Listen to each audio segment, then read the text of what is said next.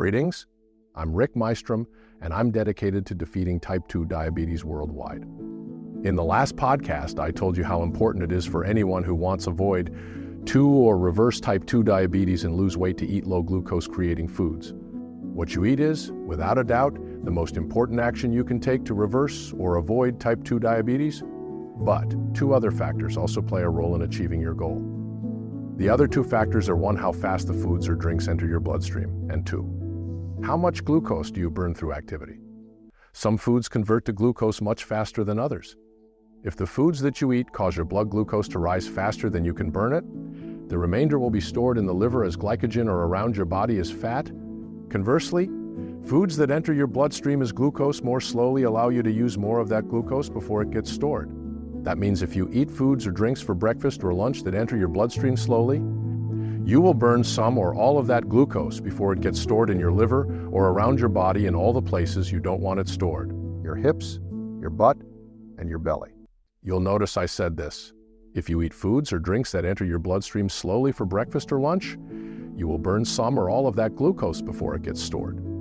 I didn't say the same thing about dinner, for very good reason. If you go to sleep 1 to 3 hours after eating foods that enter your bloodstream slowly as glucose, you won't be burning it while you're sleeping, you will be storing it around your body instead.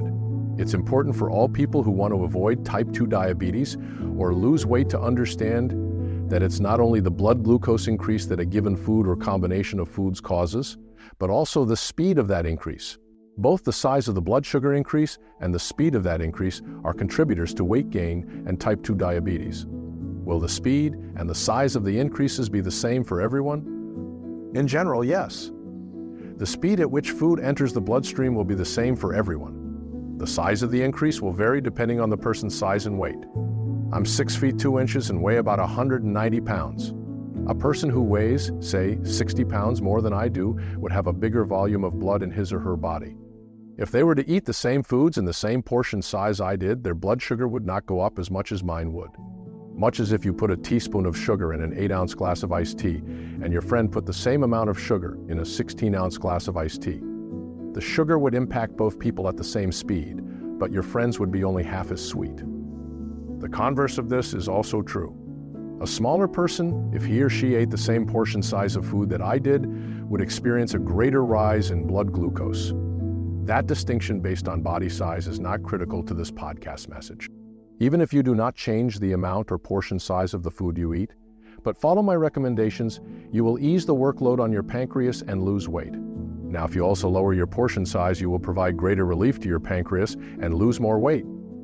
But my point is, if you reduce your insulin demand, you will lose weight, and that is true for everyone. You now know that to reduce your insulin demand, you must reduce the glucose sugar you put in your bloodstream. So how do you lower your blood sugar and therefore your insulin demand? The answer is this: you need to know which foods create lots of glucose, and which foods create less glucose, which foods create less glucose, which foods enter your bloodstream faster, and which enter more slowly. In other words, you need to know what to eat. As I've previously noted, for the past 35 years, I've been testing my blood sugar before and after almost every meal I've eaten. I've tested at least once, and lately twice, before I go to bed each night and after I wake up each morning. I also test before physical activities and often after them. I also test at any other time I think my blood sugar needs adjusting. As a result of all these tests, I've learned not only how much different foods raise my blood sugar, but also how fast those foods raise my blood sugar, and yours as well. What I've learned over 35 years of testing my blood sugars, you can learn in a few hours by listening to these podcasts. In the next podcast, I'll share some simple ideas on activities that will keep you healthy, slim, and fit. I'm Rick Mystrom, and you've been listening to Defeating Type 2 Diabetes Worldwide. You may know someone living with type 2 diabetes. If today's message offered clarity or hope, consider sharing this episode with a friend or family member. A simple gesture, like passing along a podcast, often marks the moment someone begins turning their health around.